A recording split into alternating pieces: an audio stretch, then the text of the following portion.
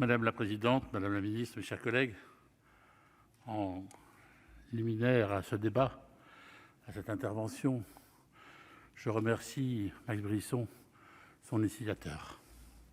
Stay Woke, c'est le titre d'un documentaire réalisé en 2016 par Lawrence Grant sur le mouvement Black Lives Matter.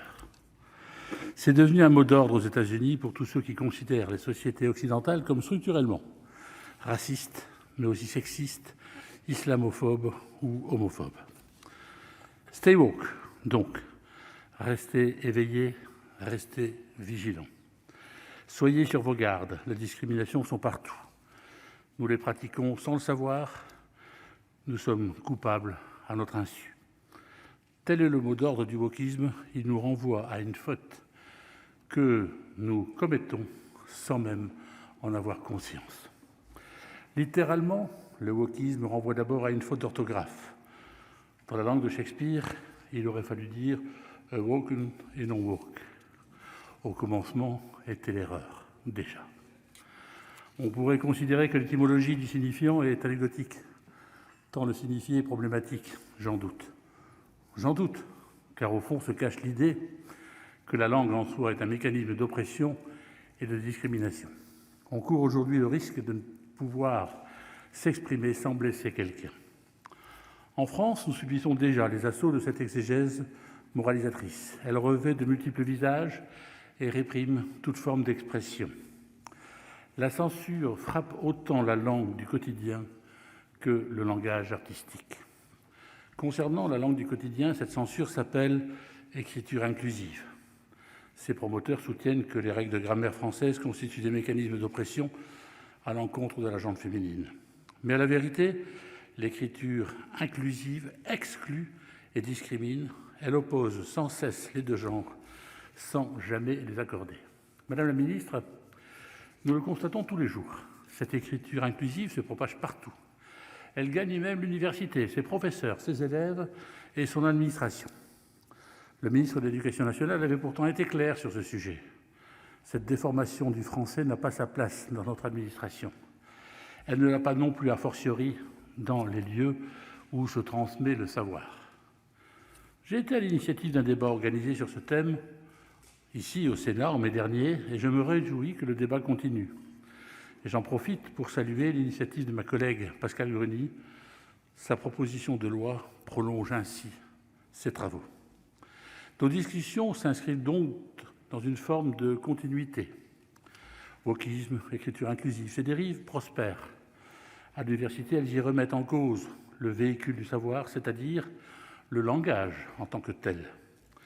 Je l'ai dit, le wokisme n'applique pas sa censure qu'à la langue du quotidien, mais aussi au langage artistique. Comme dans les campus américains, de plus en plus d'étudiants s'opposent en France à ce que certaines manifestations culturelles aient lieu au prétexte qu'elles perpétuent des stéréotypes sexistes ou racistes. Ainsi, en mars 2019, des groupuscules soi-disant antiracistes manifestaient contre une représentation de la pièce d'Eschyle, Les Suppliantes, dans l'amphithéâtre Richelieu en Sorbonne. La raison évoquée par ces agitateurs, le metteur en scène avait décidé de couvrir les visages de masques dont certains étaient noirs. Ils ignoraient qu'il s'agissait là de renouer avec la pratique classique du théâtre antique. Je ne crois pas utile de rentrer dans un débat propre aux études théâtrales.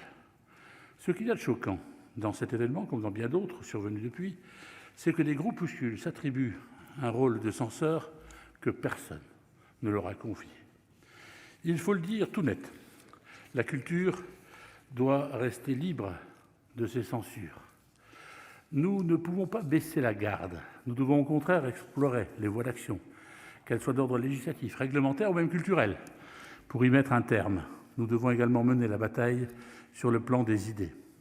Il faut expliquer pourquoi on ne combat pas le racisme en interdisant des pièces de théâtre. Il faut expliquer pourquoi on ne lutte pas pour l'égalité entre les hommes et les femmes lorsqu'on exclut des hommes de certaines réunions. Il faut expliquer enfin pourquoi on dégrade le débat intellectuel lorsqu'on interdit certaines personnes de s'exprimer au motif qu'elles ne pensent pas comme il faut. L'université est par définition le lieu où s'ouvrent les esprits et où se transmettent les savoirs.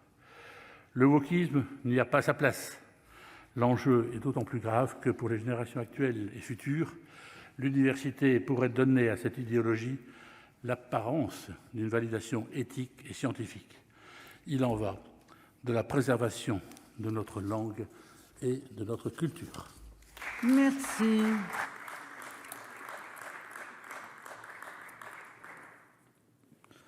C'est optionnel, hein, Madame la Ministre. Ce n'est pas optionnel, ça veut dire que vous avez un peu de temps si vous le voulez.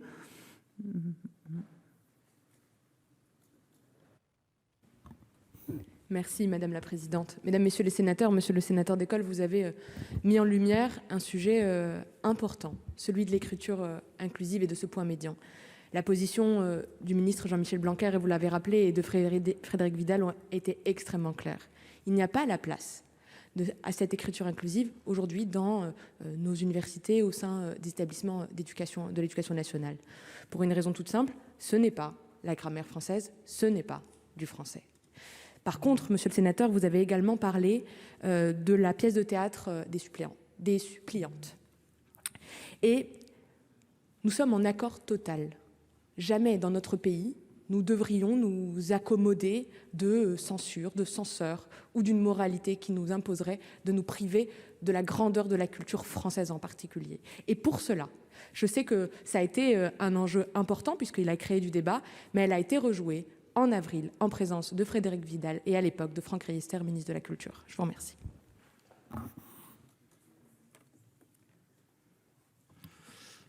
Madame la ministre, je veux vous remercier pour cette réponse. Vous avez très justement rappelé la posture de monsieur le ministre Blanquer concernant l'écriture inclusive, la pédagogie et l'art de la répétition. Vous l'avez très justement fait. Je vous en remercie. Merci. La parole est à